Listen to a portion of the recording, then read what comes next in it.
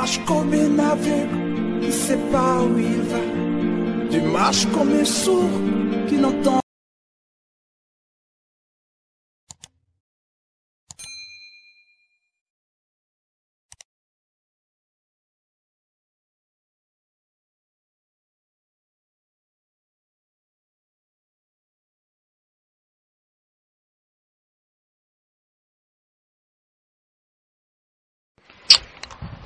C'était là les interventions du pasteur Jean-Timothée Kiyindou. Nous poursuivons. Pasteur Jean-Timothée Kiyindou, comment aura lieu l'enlèvement de l'Église? Comment aura lieu l'enlèvement de l'Église? Quelque part, peut-être un clin d'œil de signal que j'ai fait tout en passant, mais ici, c'est très important de pouvoir vivifier cette question. Dans le livre de 1 Corinthiens, le chapitre 15, dans le verset 51, la Bible nous parle déjà de ce qui concerne l'archange qui va sonner de la trompette. Je lis la parole au nom de Jésus-Christ. 1 Corinthiens, chapitre 15, le verset 51. Voici, je vous dis un mystère. Nous ne mourrons pas tous, mais nous serons changés en un instant et en un clin d'œil. À la dernière trompette, la trompette sonnera et les morts ressusciteront incorruptibles et nous serons changés. Voici le verset qui nous signale le moyen de comprendre comment est-ce que cela se fera-t-il. Donc l'enlèvement de l'Église, des enfants de Dieu ayant reçu le baptême d'eau et le Saint-Esprit. La Bible nous parle d'un signal, de la voix d'un archange. La voix d'un archange ici, il sonnera de la trompette. Donc il dira son mot qui lui sera communiqué par Jésus-Christ de Nazareth depuis le palais royal dans le royaume des cieux.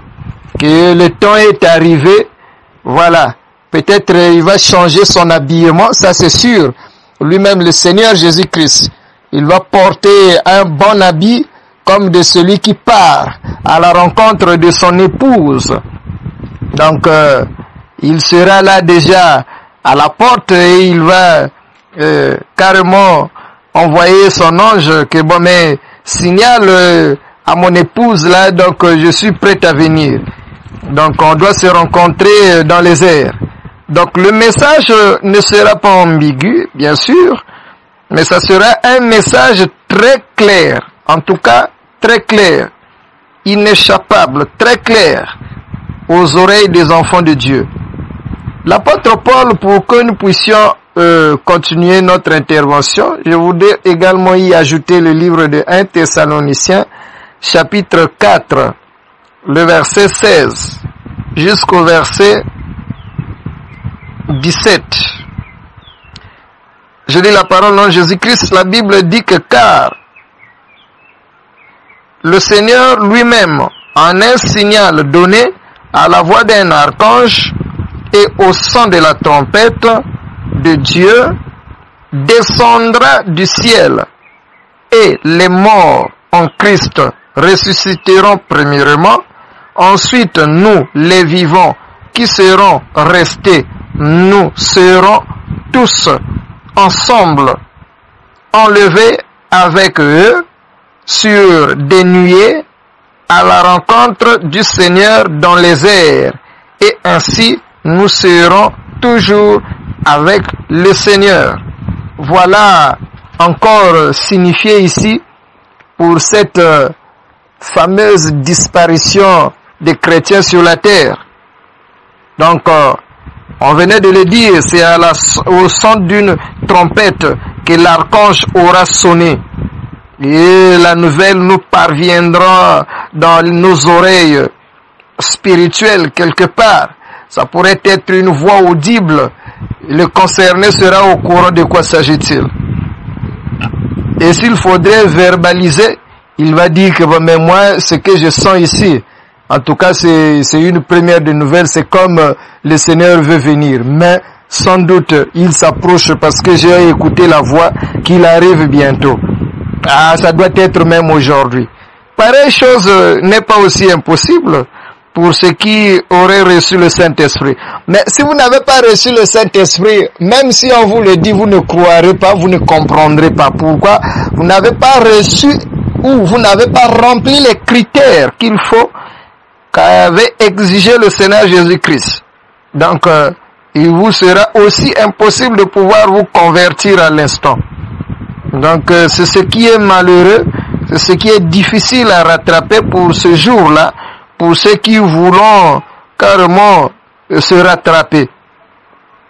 Et alors, les 5 vierges folles, ici pour ajouter un peu l'idée en question, il faut pas l'oublier, les 5 vierges folles, dans le livre de Matthieu chapitre 25, dans le verset 1, vous allez retrouver les 5 vierges folles, qui se sont dit que nous avons des lampes, mais il nous manque l'huile. Les sages ont dit que allez-y chercher ou acheter chez ceux qui en vendent. Le fait qu'elles aient cherché l'huile par-ci par-là et n'en ont pas trouvé. Et revenant, déjà la Bible dit que la porte était fermée. Ils ont fait la demande d'entrer. Le Seigneur Jésus-Christ a dit que je ne vous connais pas. La porte était demeurée fermée. Ils se sont retrouvés dehors. Je dirais même en train de graisser les dents. Et voici donc, ici, on nous parle de l'enlèvement de l'église. Donc, le signal est donné. Et le Seigneur Dieu vient, effectivement, à la rencontre de son épouse dans les airs. Donc, les morts, tout d'abord, en Christ, premièrement, vont ressusciter et porteront l'incorruptibilité. Donc, un corps de gloire, un corps qu'on ne peut pas corrompre par les biens ou par les désirs de ce monde. Donc, déjà, c'est automatique. Pour que le diable ne puisse pas rattraper certains, pour leur montrer toute cette terre, qu'ils puissent l'adorer, afin que ceux-ci puissent se rattraper au moyen de devenir riches et pour effectuer l'enlèvement bien après. Donc cela sera impossible pour le diable et ses démons. Donc voilà pourquoi le Seigneur Dieu Jésus-Christ avait bien traité le problème et de la rapidité de cet enlèvement de l'église. Déjà même il dit qu'en un clin d'œil. Donc et déjà encore ça serait d'abord une bataille aussi quelque part dans les airs. Lui étant un grand chef, un grand roi des rois, revêtu de gloire, bien habillé. Bon, moi je dirais que il ne peut pas combattre lui seul ou lui-même. Carrément, c'est un ange qui sera envoyé. Une puissance dégagera de celui-ci, vraiment jusqu'à se retrouver au bas de l'échelle, donc sur la terre. Déjà les anges également, de la manière qu'ils vont rayonner, mais c'est pas seulement le revêtement de l'habillement, non, ça sera également une puissance de gloire. Donc c'est comme déjà un vent impétueux qui souffle qui concerne leur arrivée. Donc au fur et à mesure qu'ils sont en train de s'approcher, il y a une puissance qui met carrément en déroute, donc qui va frayer une voie de passage pour le Seigneur, pour le grand roi des rois, un si grand chef comme lui, comme ça. Donc il n'y a rien à faire.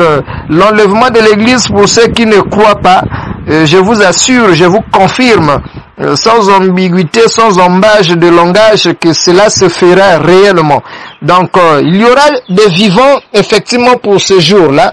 Ils ne seront que changés de leur corps et revêtiront le même corps. Pour ceux qui étaient morts en Jésus-Christ, qui étaient enterrés, qui vont ressusciter, qui porteront le corps de gloire, donc ensemble avec les vivants, revêtus de même corps de gloire, et disparaîtront de cette terre pour le royaume des cieux, donc à la rencontre de Jésus-Christ dans les airs, et ils vont partir jusque dans le royaume des cieux. Et le diable, Satan, précipités sur la terre avec les démons et l'antichrist, ils feront leur entrée dans le monde. Donc voilà un peu la lumière pour ce qui concerne l'enlèvement de l'Église, de la manière que ça va se dérouler. Merci. Merci, pasteur Timothée. Nous sentons qu'il y a du feu. Il y aura sûrement, nous sommes convaincus, des questions et également des critiques. C'est ce que nous attendons. Pasteur Timothée, dans les deux passages que vous venez de citer, vous avez insisté qu'il y aura un archange qui donnera le signal pour l'enlèvement de l'Église. Nous voulons savoir qui est cet archange. Parce que là aussi, des grands hommes de Dieu, des grands prophètes, des grands docteurs ont dit pour les uns qu'il s'agirait de l'ange Gabriel, qui est le messager, l'archange des anges messagers, et d'autres qui ont dit non, il ne s'agit pas d'un ange céleste, mais ça sera pour un camp, un prophète étant de la fin, pour un autre camp, un homme d'église, un pasteur, un évangéliste, un docteur, un apôtre, un ancien, à qui le Seigneur remettra ce mandat de dire au monde entier, tiens, c'est la fin, je viens. Alors, pasteur Timothée, avec l'éclairage de la Bible, qui est réellement cet archange qui donnera le signal pour l'enlèvement des saints? Merci pour la question. Pour ce qui concerne l'ange qui doit sonner de la trompette pour que l'Église ait à disparaître de cette terre. Ici, l'homme de Dieu est aussi appelé l'ange.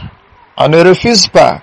Un jour, on a traité également David, le roi, comme étant aussi un ange qui connaît des choses, voilà.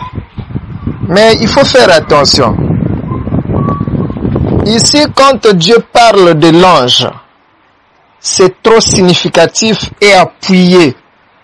Il ne faut pas commettre des amalgames. Il y a des choses qu'on doit comprendre. L'ange qui concerne d'abord, pour revenir à ce point, comme homme de Dieu, prophète, docteur, apôtre, pasteur, eux, ils n'auront qu'à relayer le message par rapport à l'événement en cours. Donc, de la même manière que nous sommes en train d'emboîter les pas à l'approche de l'avènement du Seigneur, vous sentez qu'il y a les anges là, comme hommes de Dieu, qui sont en train effectivement de sonner la trompette dans les églises respectives. Dans les médias, voilà, ils parlent, ils en parlent. C'est un moyen également de sonner la trompette. Mais il y aura la confusion si on va encore entendre que non, bon mais, c'est comme quelqu'un qui dirait, calmez-vous, calmez-vous. Ici, dans le monde entier, il est question d'un ange qui a été choisi par Dieu, c'est un homme de Dieu. Quand vous allez dire, c'est un Africain, déjà ailleurs, là-bas, peut-être ça va bouder comme un langage de discrimination. Voilà, déjà un tumulte avec beaucoup de désordre, il y a beaucoup de choses qui peuvent s'en accompagner et nombreux même ne croiront pas. Et du coup, le Saint-Esprit qui ne s'était pas risquerait de dire que ça c'est la chair. Et c'est une confusion diabolique que je dirais, que je traiterai ce parcours. En fait, c'est pas un ange ou un serviteur de Dieu ou un prophète du temps de la fin, ça c'est archi faux. Il n'y a pas un prophète du temps de la fin dans ce monde entier depuis que nous avons commencé la vie de l'Église jusqu'à la disparition de l'Église sur la terre. Il n'y a pas un prophète du temps de la fin. Parce que il faudrait remonter la piste de ce temps-là. Il y a eu qui était au premier temps et le deuxième temps. Et c'est quel prophète? Quel est son nom que la Bible a énuméré dans la Bible? Et déjà, quand c'est une démonstration comme mathématique, dont même on peut voiler même la réponse, parce que c'est comme on peut prendre l'exemple 1 plus 1 est égal à 1. C'est quelque part aussi voilé. Donc, dans ces choses, il n'est pas voilé. si c'est un serviteur de Dieu bien reconnu, la Bible nous fera mention. Il y a un problème de temps, premier temps, deuxième, septième temps ou le temps de la fin, la Bible aurait nous signifié cela. Mais la Bible ne nous fait pas mention de ces serviteurs ou prophètes du temps de la fin. Alors, pasteur, ça n'a pas existé. Qui est, pasteur Timothée, cet ange qui doit nous sonner la trompette pour dire, voilà, c'est l'enlèvement, partez. Je suis en train d'en venir sur ce point, effectivement. Donc, l'ange ici n'est que le milieu des anges célestes, donc qui sont tout autour de notre roi des rois, le Seigneur des seigneurs, Jésus-Christ de Nazareth. Ne serait-il pas Gabriel? Bon, dire c'est Gabriel, ça peut être aussi vrai. Dire aussi c'est Michel, ça peut être aussi vrai. Quelles sont les preuves? Si dans les deux cas c'est vrai. Bon, pour ce qui concerne déjà l'ange, c'est lui qu'il faut. Pour ne pas peut-être prendre le mot d'archange, si on peut prendre une généralité comme étant les anges. Ici, je venais de le dire, ce sont les anges célestes. Mais le choix sera dans les archanges. Est-ce que c'est Michel? Nous avons l'habitude d'être au courant de la présence de Michel, par exemple, qui combat pour nous. Donc, ça peut être Michel, par exemple. Mais déjà, comme Jésus-Christ lui-même a dit, que cela n'est pas connu des hommes. La première des nouvelles, qui sortira déjà de chez lui là-bas, en tout cas, ne peut être en liaison, en tout cas très étroite avec les anges. Donc voilà, et il y a quand même l'ordre bien établi. Donc de Jésus-Christ à l'ange, l'ange est sur son épouse sur la terre. Donc voilà l'ange en question. Pasteur Timothée, j'ai raison de dire que il y a du feu sur cette question. Nous bénissons également sur ce plateau la présence d'un autre serviteur de Dieu. Il a sa bouche, il va se présenter et également nous allons poursuivre avec lui. Frère, serviteur de Dieu, vous avez la parole. Vous vous présentez et puis vous saluez les auditeurs. Oui, bonjour à tous. Je réponds au nom de frère Israël Kipala, Abel. Et je crois que j'ai en fait plaisir de partager avec vous la parole, si c'est possible par la grâce de Dieu. Merci, bien-aimé Abel. Nous sommes ici sur un point, nous parlons sur l'enlèvement de l'Église. Et le point sur lequel nous nous sommes attelés, c'est la Bible déclare, que ce soit dans Matthieu 25, ou encore dans Thessaloniciens d'après les lettres de l'apôtre Paul, il signifie que le jour de l'enlèvement, quoique étant inconnu, mais il y a un signal. Et ce signal est donné par un archange qui doit sonner une dernière trompette pour que les saints aillent en enlèvement. Le pasteur Timothée venait d'intervenir pour dire que, pour lui, il pense que dire que cet ange sera un serviteur de Dieu, un pasteur, un diacre ou un autre ministre serait faux, parce que cet ange serait compté uniquement parmi les créatures célestes qui vivent auprès des dieux. Si ça sera Gabriel, il dit, ça pourrait être vrai. Ça serait Michel, également, il dit que ça pourrait être vrai. Alors, serviteur de Dieu, dites-nous, cet ange-là, sera-t-il un homme, un ange, Gabriel ou Michael, ou encore peut-être l'un des 4 êtres vivants, ou peut-être l'un des 24 veilleurs, ou une autre personne? Bien-aimé, vous avez la parole. On sait bien, mais sauf que je ne pense pas d'abord que lorsqu'on parle de l'archange, on parle de l'homme. S'il s'agissait de l'homme, la Bible allait être claire de parler des hommes. On parle des archanges, à la voix d'un archange lorsqu'il sonnera de la trompette. Et d'abord, si je dis que ce n'est pas un homme, voyez-vous, avant d'abord que le Seigneur puisse venir, il faut d'abord que l'épouse crie, que viens. Quand l'épouse dira que viens, alors l'époux viendra. C'est comme lorsque le peuple d'Israël était en Égypte, voyez-vous, le Seigneur ne pouvait pas venir descendre, délivrer son peuple, le faire sortir de l'Égypte, si le peuple n'avait pas d'abord cru devant le Seigneur. Il a fallu donc que le peuple puisse crier et dire que viens. Voyez-vous, c'est pareil. Le Seigneur veut que l'Église puisse dire viens, viens, viens. Et ce n'est pas un homme que le Seigneur dira quand l'Église criera devant le Seigneur que viens. Alors le Seigneur envoyera une personne pour dire que non, sonne de la trompette et moi, je vais faire monter l'Église. Non. D'abord, c'est quoi d'abord la voix là que l'archange sonnera? Vous savez, la trompette à question lorsqu'on parle, ce n'est pas une trompette dont on peut connaître comme on sait les sons de la trompette, c'est point, point, point, point, point. Non, ça sera une voix. C'est ce qu'il est écrit dans le livre d'Apocalypse, chapitre 4, verset 1er. La voix dira ceci, monte ici. Voyez-vous, le son de la trompette, ce sera une voix qui dira monte ici. Et ça, ce n'est pas l'homme qui dira monte ici. Car si ce serait un homme qui dira monte ici, alors lui-même il sera.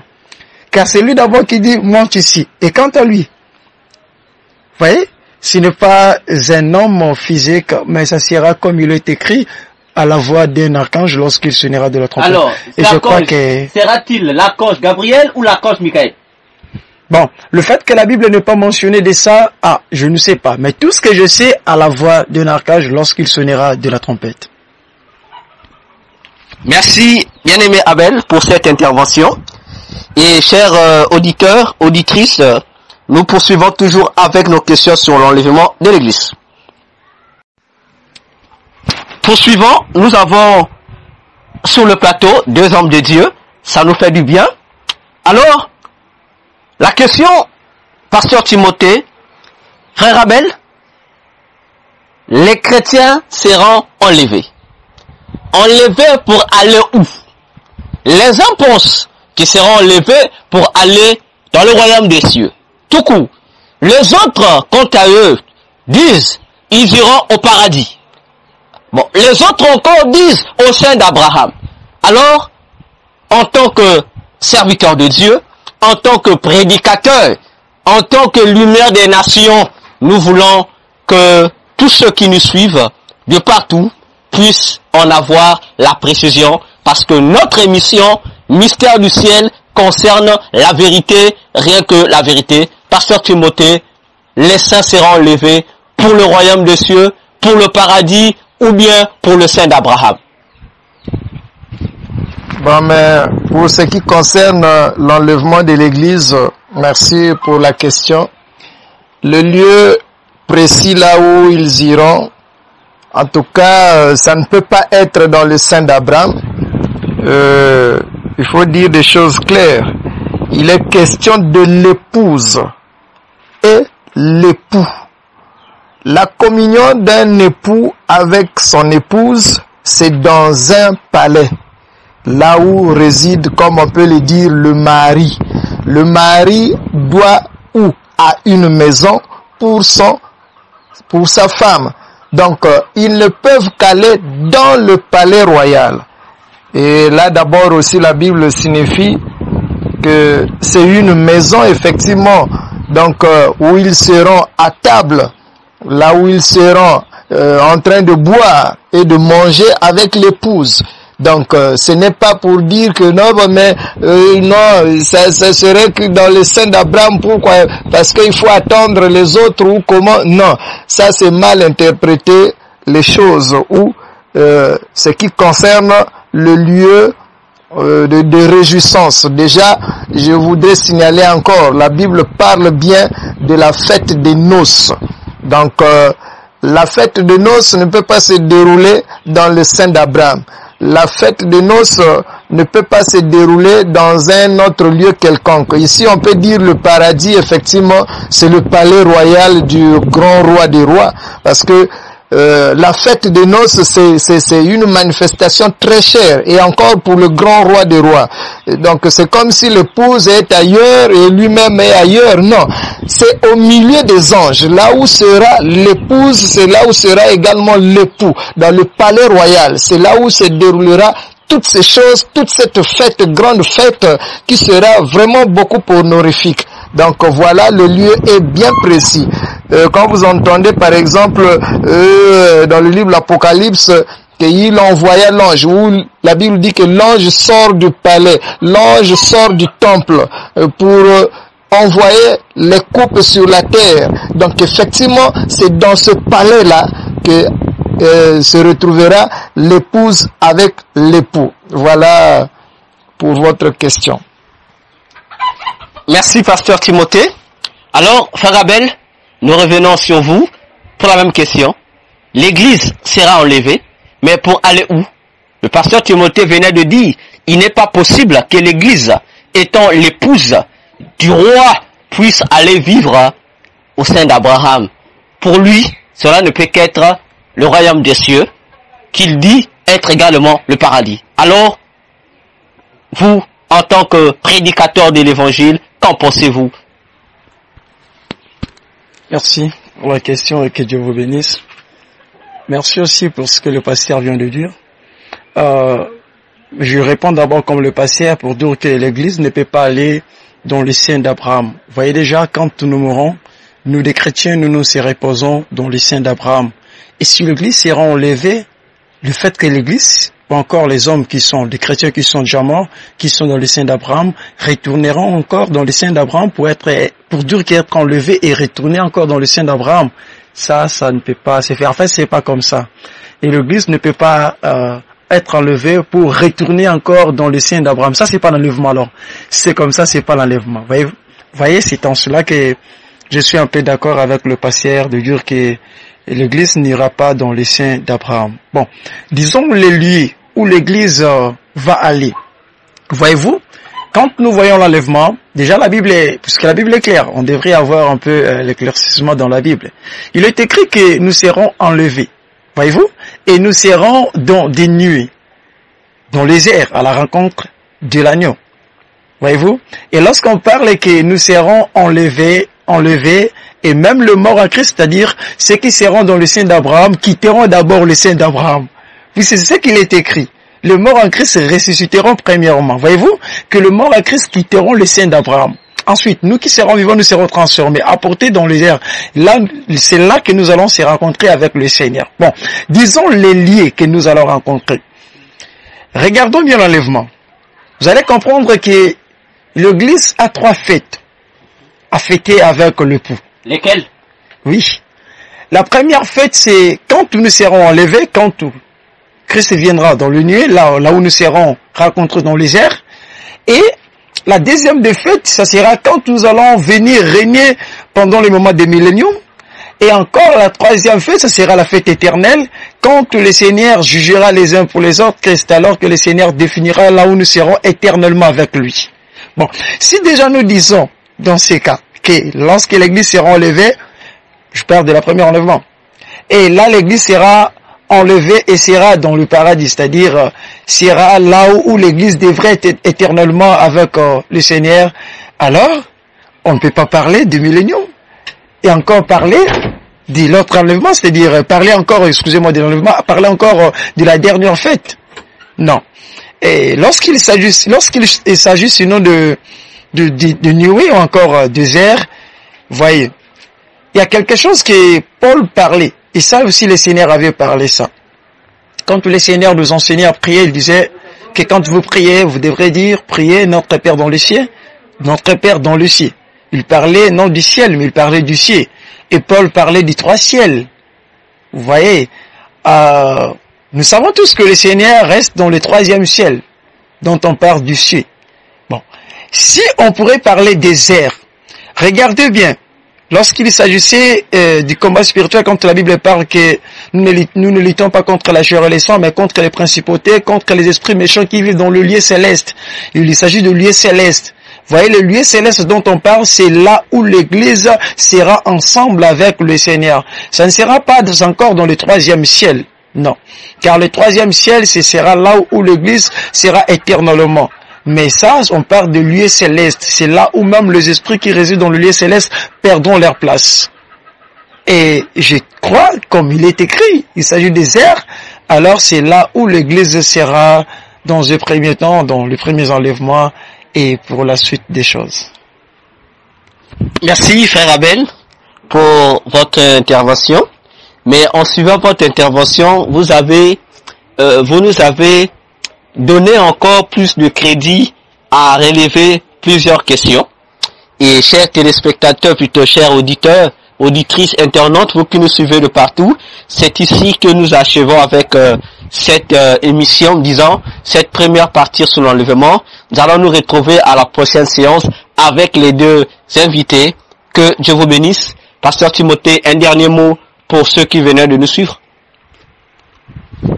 Merci mes chers frères et sœurs dans le monde entier. Que Dieu vous bénisse. Je voudrais vous donner un mot qui doit rester dans notre cœur ou dans vos cœurs. En tout cas, ce pèlerinage que nous avons sur cette terre n'est pas un simple pèlerinage, mais il faut faire attention. C'est une divinité de Dieu, le Dieu qui nous a créés, et où il faut garder carrément ce que nous recevons au fur et à mesure, de jour en jour, qui est la parole de Christ, dont il faudrait mûrir à maturation, et dont nous devons porter vraiment les fruits dignes de la repentance, de la conversion, et comme ceux qui ont atteint le niveau où il faut que Christ arrive, et que ce jour-là que nous ne puissions pas rater l'enlèvement de l'Église, parce que Jésus-Christ est en train de nous parler, de nous signifier que le temps où l'Église disparaîtra, donc après sa disparition, il y aura des temps difficiles. En tout cas, je crois qu'il n'y a aucune nation qui en a déjà vécu dans le monde. Ce sont des durs moments très pénibles, vraiment c'est chiant. Disons d'abord, même quand Dieu dit que nombreux chercheront la mort. Pourquoi? Parce que la souffrance sera accrue, mais la mort ne sera pas là. Donc il faut faire très très attention. Ne prenons pas la vie chrétienne par la blague. Donc il faudrait que nous puissions emboîter le pas sûrement, et jusqu'à ce que le Seigneur vienne. En tout cas, nous prions également pour tout le monde, que nous puissions être ensemble enlevés tous dans les airs à la rencontre du Seigneur. Que Dieu vous bénisse. Frère Abel, un dernier mot pour tous ceux qui nous suivent.